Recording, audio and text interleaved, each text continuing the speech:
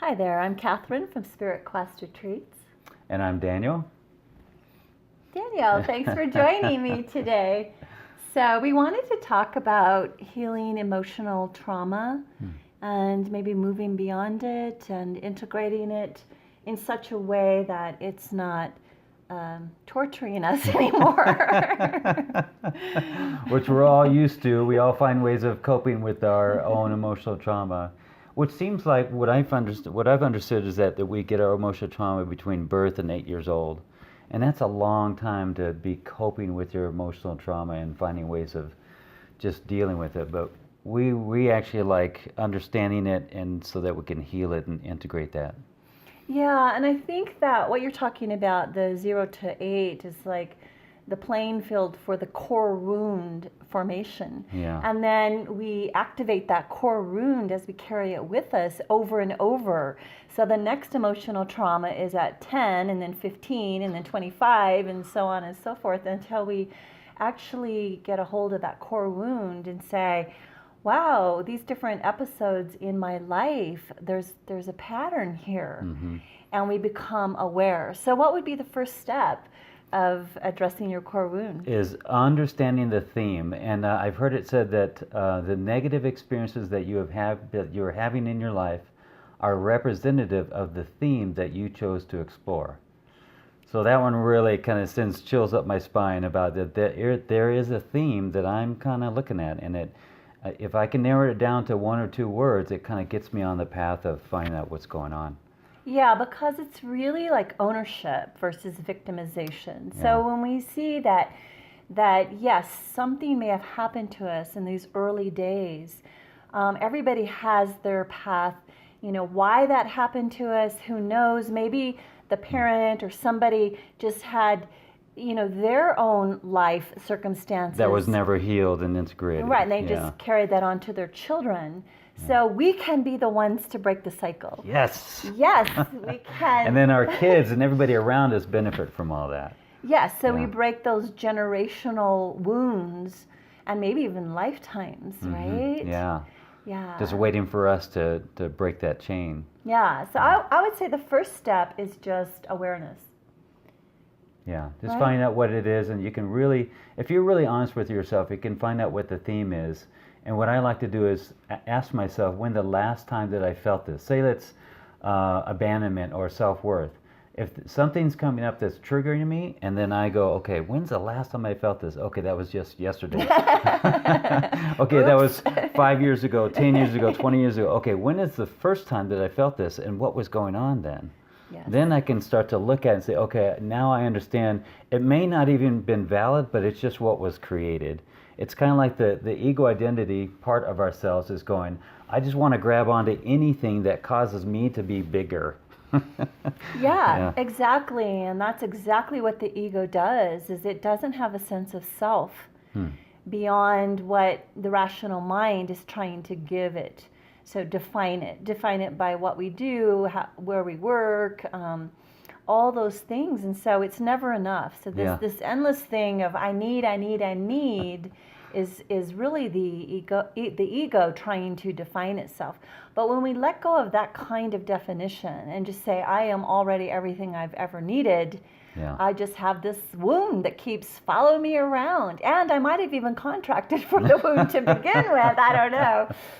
So I guess, just noticing how it plays out in your life. But the next step would be, okay, once you notice, oh, here it is again, what do you do about it?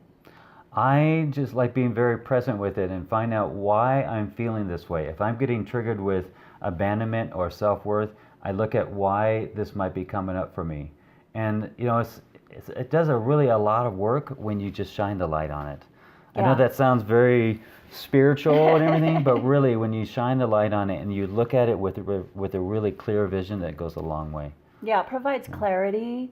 It's like, oh, there it is. Let me really look at it. And so that's a responsibility or ownership instead of just going into the victimization. Yeah. You got to put your big boy pants on or big girl pants on and say, oh, wow, maybe I'm feeding this or playing a role. Not to say that in that moment maybe someone is abandoning you or leaving, or doing something that's contributing to There's that a co-creation feeling. there, yeah. But then to what degree do we play into that? And not only that, do we then begin to torture ourselves with that thought pattern? Yeah, and I know it can sound really like, you mean I got to take full responsibility for this?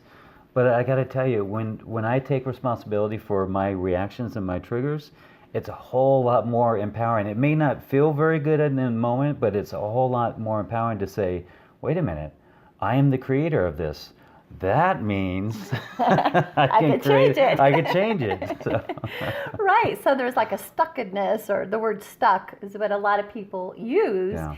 And when you use that word, it's really just, the monkey mind going around and around. It's the old program. It's in your DNA, and you're not willing to, to change it. I mean, they say, like, in our DNA, there's chromosomes, but there's so many other parts of our DNA that they don't fully understand, and that they're learning more and more that those are switches, and that things can turn those off and on. So circumstances, stress, our thought patterns can turn those off and on. So so in a sense, we can shift and change what we might have initially seen as a DNA pattern simply by meditating or by awareness. So I would say, one of the things I teach is that, and I know this might sound crazy, but that if you identify your challenge in life, and a lot of people do have a particular challenge, when you ask them that, oh yeah, lack has shown up. Trust has shown up. Abandonment has shown up. Whatever your thing, even drugs, my long-going thing with drugs or anorexia or whatever it is, if you say, wow, that challenge is your gift. Wow, what do you mean that challenge is my gift? Well, it's not your gift if you stay stuck in the drama and the hurt and the pain and the wound.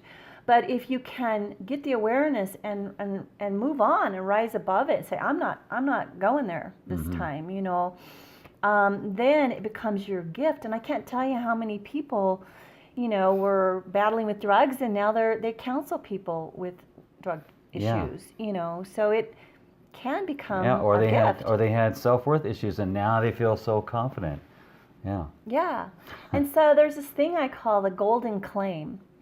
So the golden claim would be once you identify what your core wound is, then you make a statement that is basically the opposite of that core wound. And this can be something like, let's say it's abandonment. Well, my golden claim is, I am loved, I am supported, there's always someone here for me, I am also supported by spirit, I am never alone, I am never abandoned. And then once we find the golden claim, we can bring that into our spiritual practices, like journaling, a gratitude journal, or like meditation, and also just stopping the negative self-talk the minute it comes in by bringing in the golden claim. Yeah. It's a whole lot more awareness than what we're normally used to. We just go by reaction. And what I really love about the golden claim is that it's not just positive thinking. Positive thinking can be kind of a sidetrack, I'm just going to think positive. But this is more of a really understanding your perfection, understanding your divinity, and claiming it and stating that affirmation, this is who I am. But it takes a little bit of forthright is the word, to be really strong in that and say, listen, all the stuff that my mind has been telling me about myself, that I'm not worthy or abandoned and all that stuff, has been not true. I want to use a different word, but I love that. And the irony of it is that when you activate your goal, because you have a choice, you can activate your core wound every day, all the time, or you can activate your golden claim. It's your choice in that moment what you're going to do. And there's consequences to your choice. Yeah. Because if you choose the golden claim, it actually manifests more of that. If you say, I'm unappreciated, no one loves me, no one gets me, and instead you're like, I really, not only am I appreciated, but I appreciate others, and I am going to show my appreciation to everybody around me. Mm-hmm. And as you start showing your appreciation to everyone around you, then you're suddenly showered with Yeah. appreciation. Yeah, appreciation and gratitude, that's the way it works. It just, when you express that outwards, it automatically, I use my hands too much. It automatically comes back to you. Yeah, so it's such a beautiful thing because like that community are, souls uniting and working together, that sense that when we gain ownership of ourselves and we try to invite in happiness and peace and gratitude and move forward with our consciousness instead of the victimization mode, then so we activate that golden claim and we start putting appreciation out there or whatever it is, then all of us react to that in a positive way and we start showering each other with positivity and beautiful gifts. Yeah, ease and grace and being in the flow of life. And it's almost science too. Quantum physics and the law of attraction, it all supports this whole idea. Yeah. Yeah. So there's so much more that we have to say about this, and we're so happy that you joined us today for this little introduction. Thank you so much. Yeah, thank you, Daniel.